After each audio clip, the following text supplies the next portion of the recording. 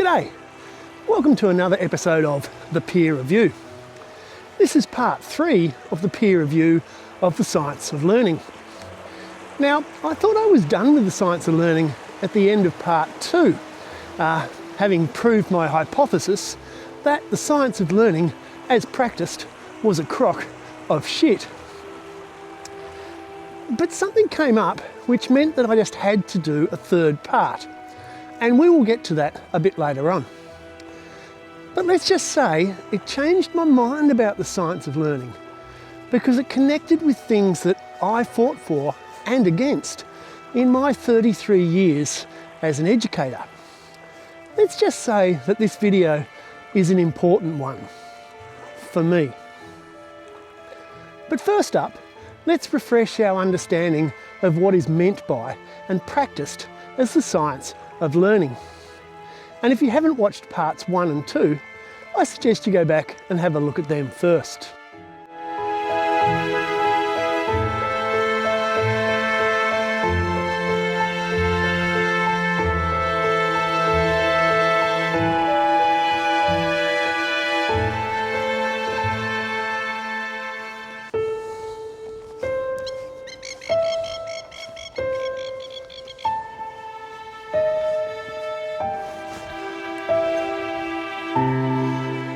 So while in the last episode we stood on a pier that had a lot of holes in it and picked some holes in the science of learning. So I thought it would be a good place to start to do the same on this holy pier. So last time we looked at the work of Tom Marnie in terms of criticism of the science of learning.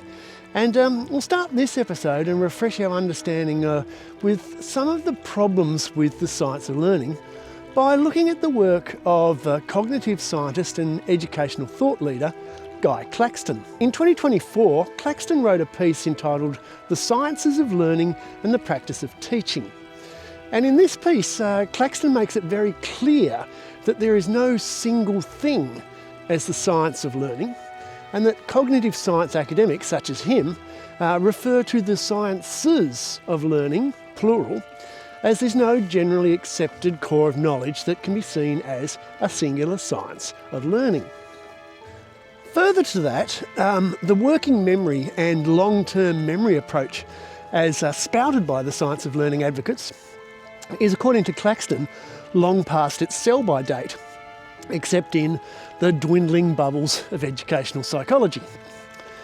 And whereas ideologues such as Trisha Jha from the Centre for Independent Studies draw a distinction between the biological primary knowledge and secondary knowledge to conveniently dismiss things that we didn't learn by being taught, Claxton, the actual cognitive scientist, says that to draw such a distinction is entirely specious and displays an extraordinarily simplistic view of teaching and learning.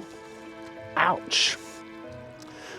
He further sticks the knife into Trisha Jha's stance by saying that learning how to drive a car, sing a Mozart aria, or bamboozles Parliament are not biologically primary, but neither can they be taught by didactic teaching.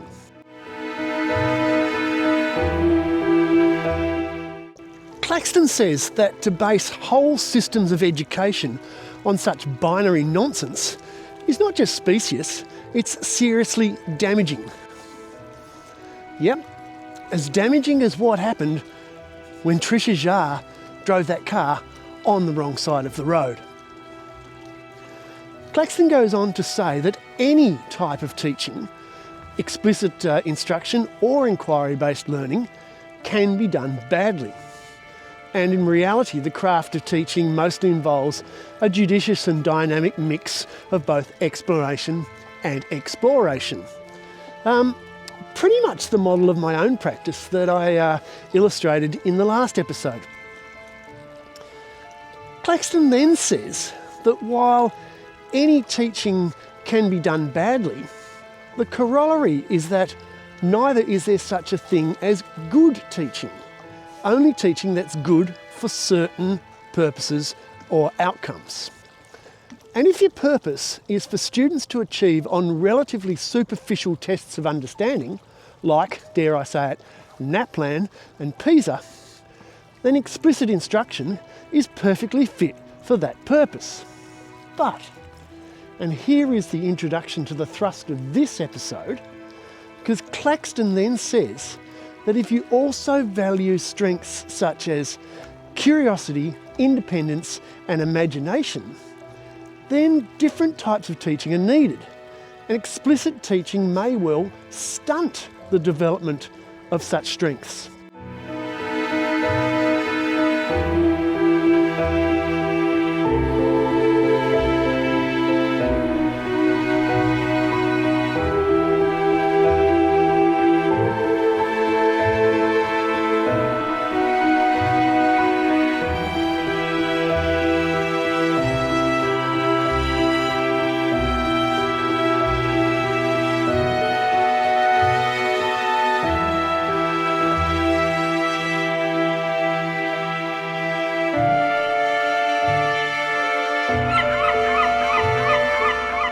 Because today we're going to see how the science of learning fits in with creativity and imagination. And we're going to look at two TED Talks 20 years apart, unpack what they say, revisit what some of the science of learning advocates, but not necessarily practitioners, say about the topic, and come to a sadly inevitable conclusion.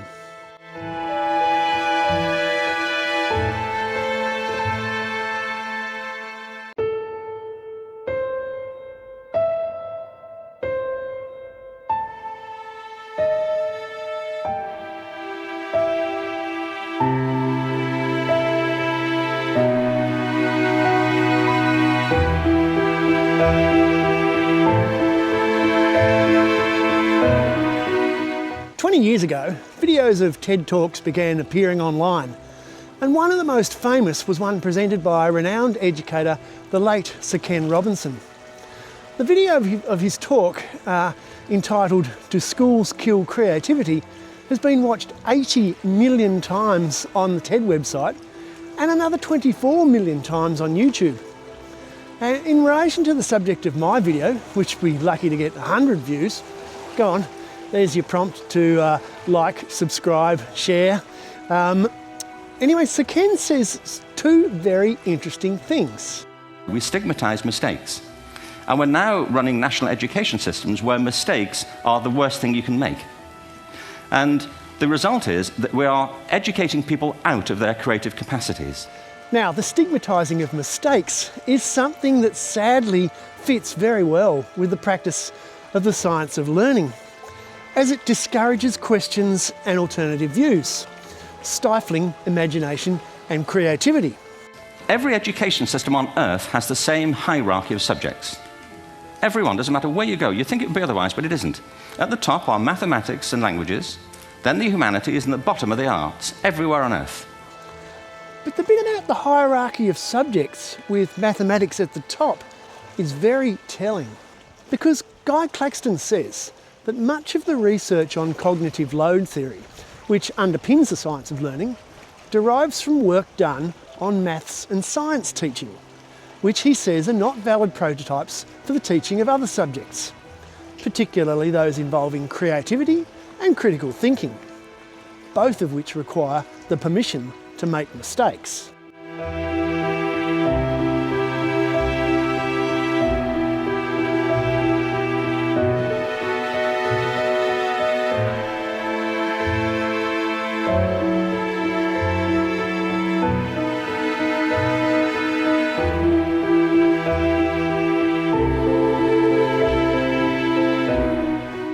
So, So, 20 years after Sir Ken Robinson's talk, another TED Talk was recently published, this time by Australian educator Adriano di Prato.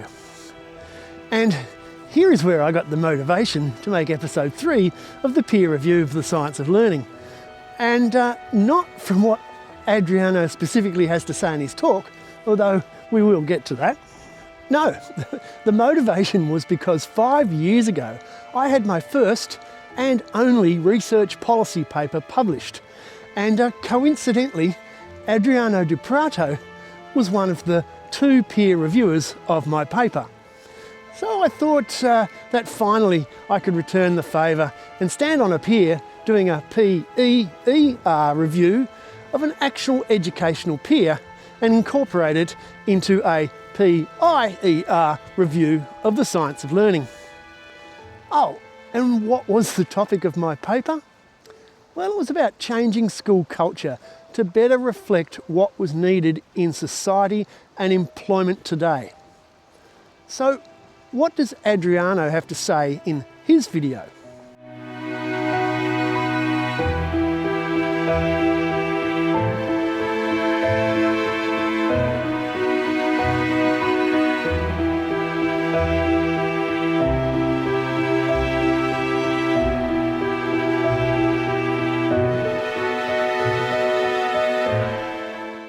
Adriano's talk is entitled "We are Educating Imagination Out of Existence", and it reflects themes from Sir Ken Robinson's talk of 20 years earlier.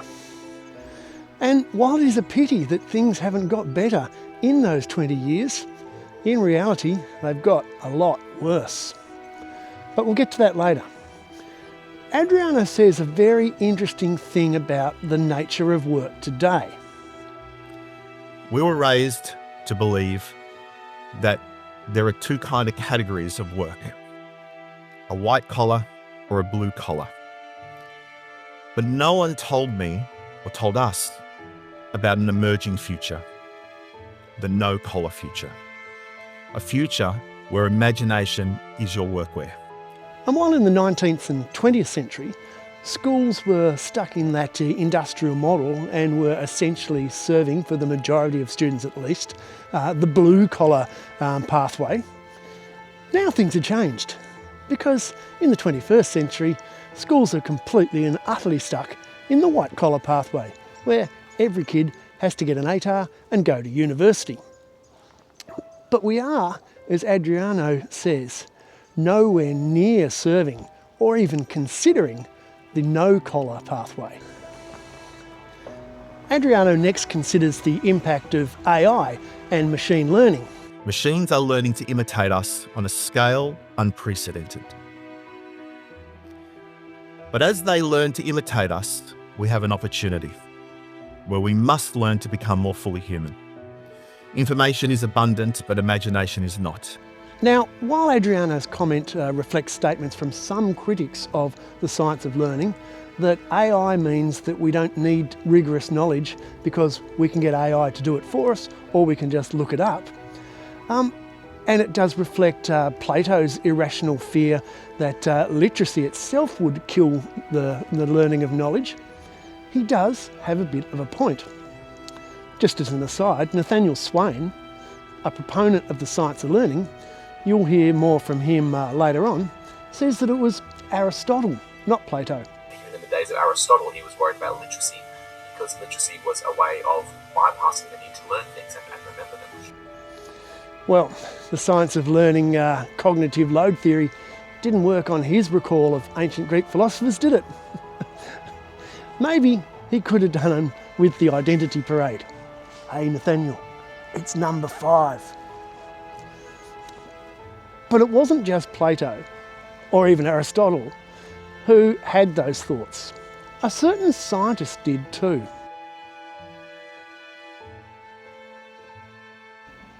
But what would he know?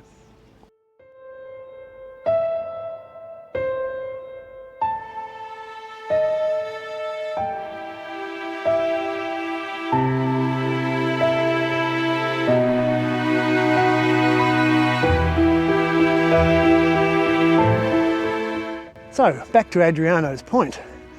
Imagination is critically important in this world of AI because AI, at least right now, can't imagine. I mean, look at this AI picture of me and Adriano standing as peers on a pier. I provided the 3 photos, I submitted them to Leonardo AI, and yet the AI engine made me look like Richard Flanagan. Oh, the irony. Maybe AI does have an imagination, or at least a cheeky sense of humour.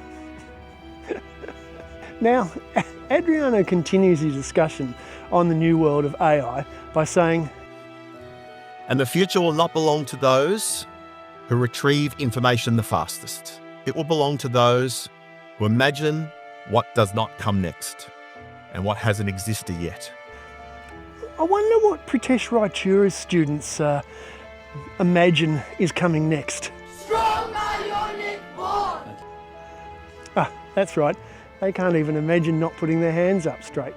One, hands up. Everyone should be up nice and straight. Straighten up the arm. So next, Adriano considers the hierarchy of subjects in our schools, which regards creativity as something like a dessert. You can have creativity after literacy, after numeracy, and God forbid, after the standardised test. Now, Pink Floyd had something to say about that. If you don't eat your meat, you can't have any pudding. How can you have any pudding if you don't eat your meat? But then again, my mum was diabetic, so we didn't have dessert. Maybe that says something about my creativity and why nobody watches my videos.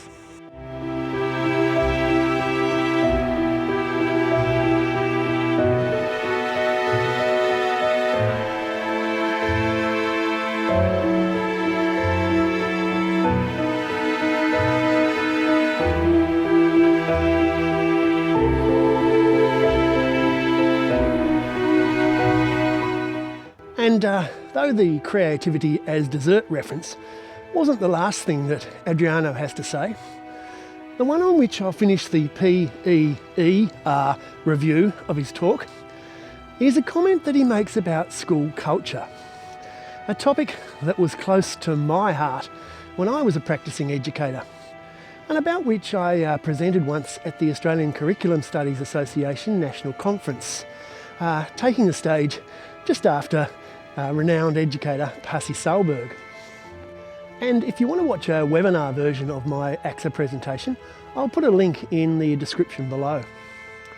So what does Adriano di Prato say about the culture in our schools? Obedience builds replicas, but imagination builds worlds. All we do is we produce compliance over courage. We have built an education system that rewards compliance, and then we act deeply surprised when courage is scarce. Yep, that's my memory.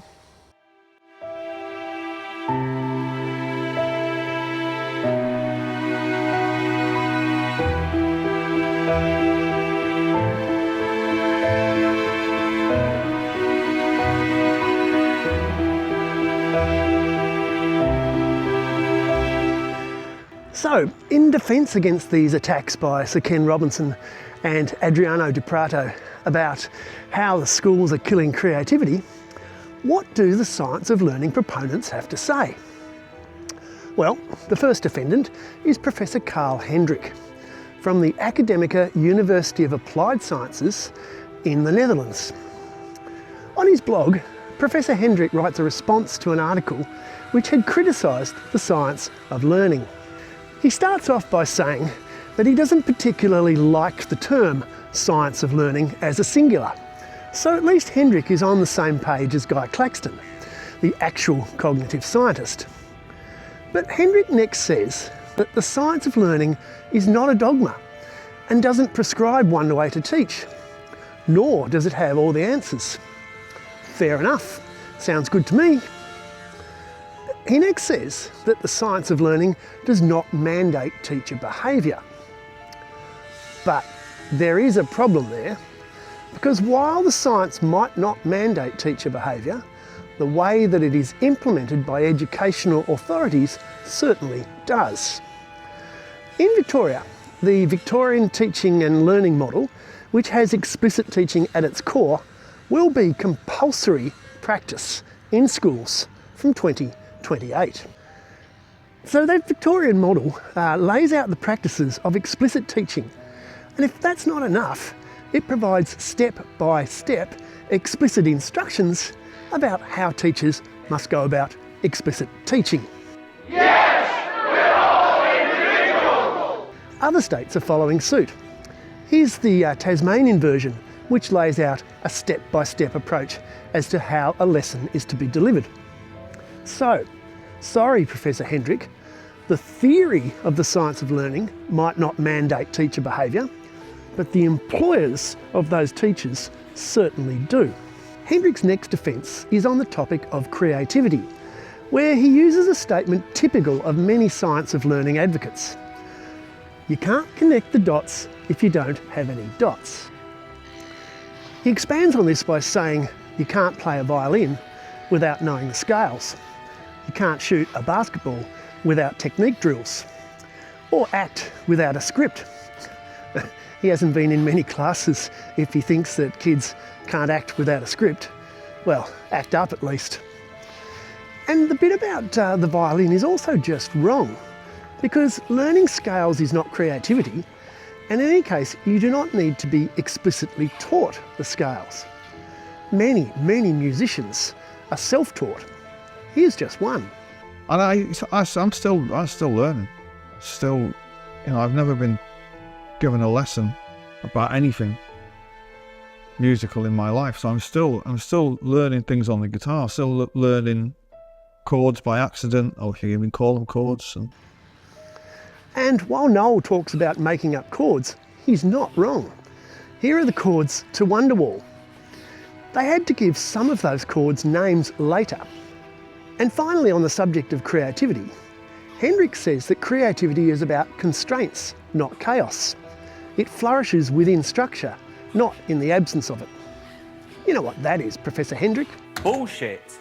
Now, as I said earlier, Hendrick's post was in response to an article criticising the science of learning.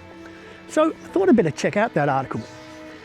And I found that it was written by Dr. Rachel Jefferson from Charles Sturt University in Victoria. So I wondered, why would a Dutch professor from the Academica University of Applied Sciences in Amsterdam be concerned about what an Australian academic said? And then the plot thickened. Carl Hendrick isn't Dutch. He's Australian and works on behalf of the Centre for Independent Studies. He probably taught Trisha Jar everything she knows. And as Guy Claxton, the cognitive scientist, says, people who peddle this silliness have no training and little standing in the wider world of cognitive science. They're not just spreading Bullshit.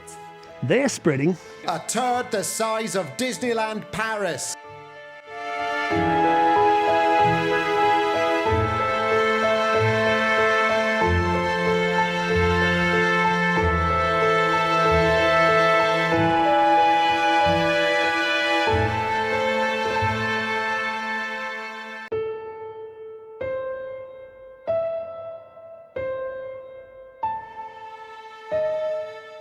Earlier in the video, I mentioned Dr. Nathaniel Swain.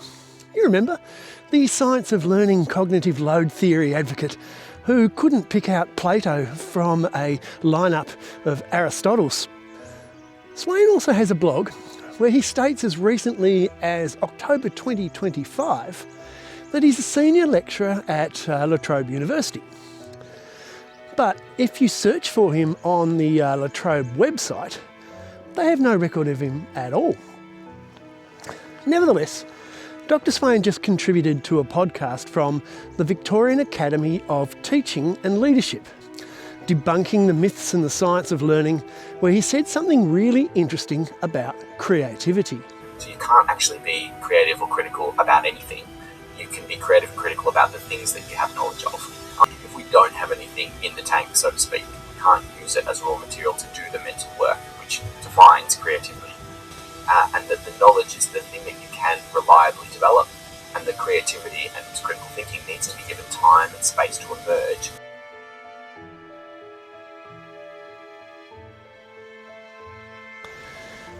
So here we have a science of learning advocate saying that creative and critical thinking needs to be given time and space to emerge. And he then says, although it wasn't in that audio grab, that students need to be given rich tasks in order for creativity to emerge.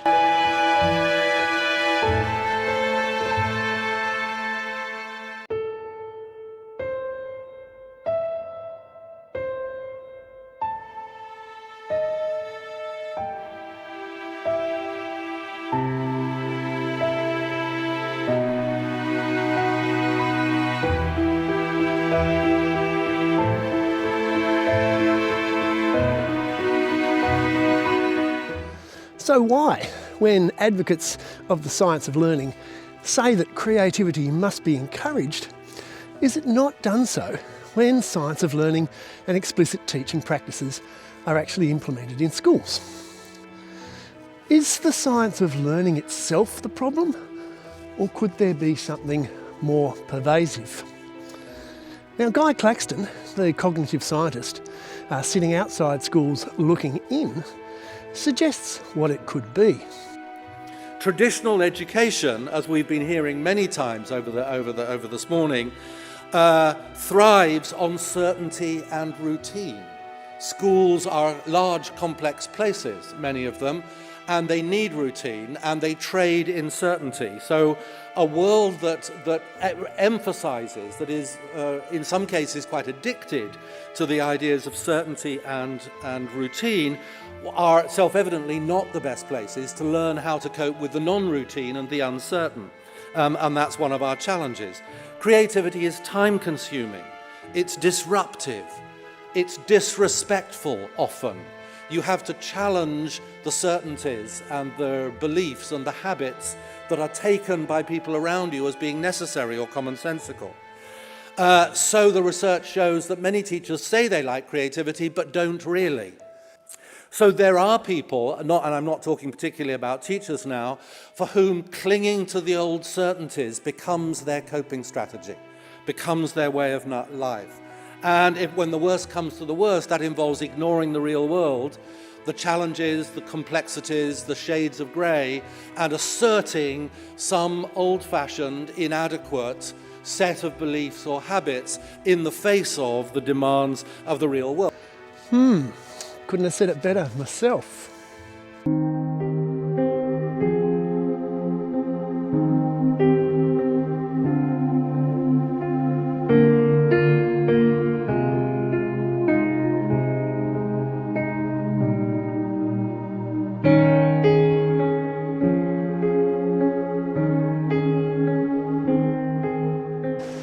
So it's a bit of a gloomy day and we come to a bit of a gloomy conclusion.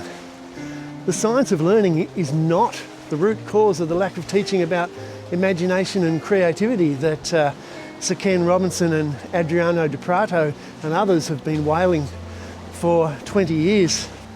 Failure to prioritise imagination and creativity is not the fault of the latest educational fad, but of the whole long-term prevailing culture of school education. The science of learning is not the cause, but just a symptom. The science of learning is so palatable to educators and systems because it fits with a prevailing school culture of routine, control and compliance, where the idea of doing anything different as educators, let alone as students, is actively discouraged. I mean, just look at my cutting-edge workplace learning model that gained national and international acclaim, but was later undermined and wound back because it was not like a school was supposed to be. I was literally told by an education department official that we are not a workplace, we are a school. Where did I work?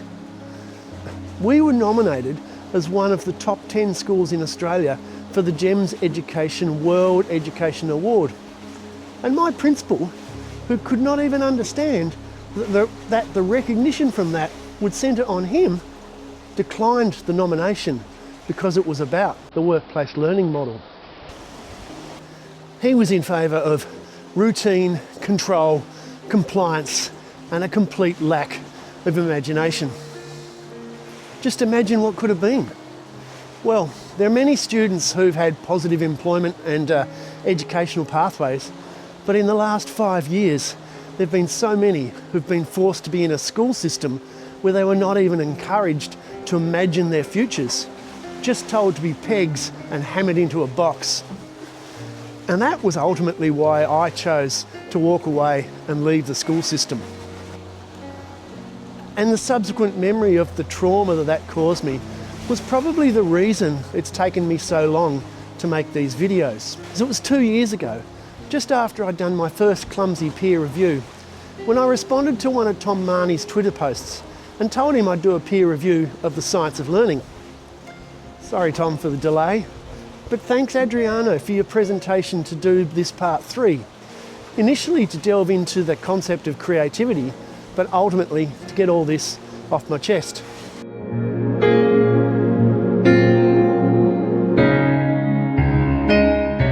Because, to get back to the subject of the series, the biggest problem with the science of learning as a practice, if not necessarily as a theory, is that it's attractive to schools because it removes imagination and creativity. And that is why I think the school system as it is doomed to perpetual failure and disappointment.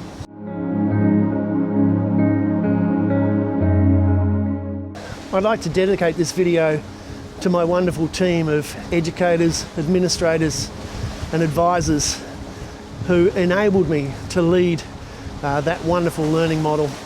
I was going to mention their names, but I don't think I will. They know who they are. And I'm definitely not going to mention the names of those who undermined it and pulled it all apart. So they know who they are too. Wake up, Jeff. Everybody's wiggling. So, if you've enjoyed this video, please click like, please subscribe, hit me up in the comments below, and who knows what we'll be reviewing next, but it probably won't be the science of learning. Thanks for watching.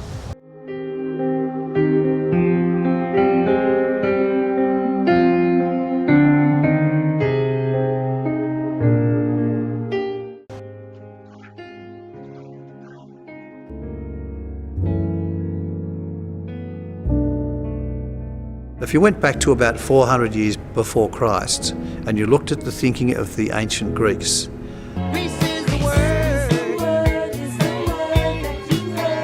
now, while it was okay for me to present that webinar and presentation to the AXA conference, when I presented it to the staff in my own school, I got sanctioned by my principal. Yeah, work that one out.